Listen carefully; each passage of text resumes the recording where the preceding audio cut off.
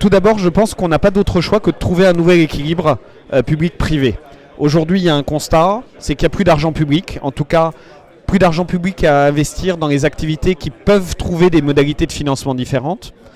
On a un vrai besoin des idées de tous dans une période d'hybridation des modèles économiques, des lieux de création de valeur, mais aussi de création d'intérêt général.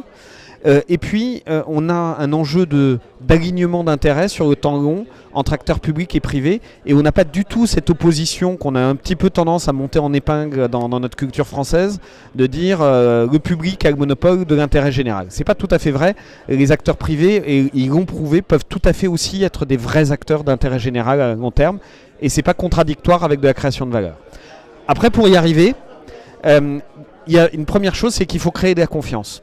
On a parlé dans la table ronde à l'instant, notamment de la problématique pour les acteurs privés, tout simplement de l'instabilité de la décision publique.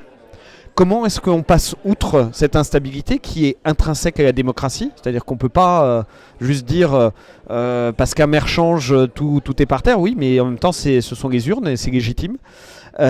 Sauf qu'à un moment donné, un acteur privé peut être aussi légitime à dire très bien, moi j'ai travaillé sur cette hypothèse, on a travaillé ensemble sur cette hypothèse qu'on a co-construite, vous la remettez en cause pour des raisons qui sont légitimes, qu'est-ce qui se passe? Et ça, je pense qu'il faut qu'on aille beaucoup plus loin qu'aujourd'hui.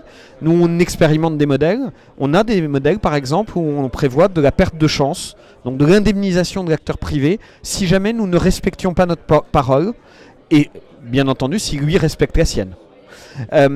Tout ça, là où je suis très confiant dans le chemin, c'est que, outre le fait qu'on n'a pas d'autre choix que de le prendre, et ça c'est un moteur puissant pour avancer, c'est qu'aujourd'hui on voit aussi que beaucoup d'acteurs et d'investisseurs sont à la recherche d'investissements de long terme, avec des rentabilités peut-être plus faibles que sur d'autres classes d'actifs, mais garanties sur très longue période. Et là, on a un grand enjeu. Peut-être dernière chose, c'est que au-delà d'un alignement public-privé, des intérêts sur le long terme, il y a aussi une vraie problématique sur le prix, et en particulier le prix du logement. Et là, il nous faut à tout prix réinventer les choses.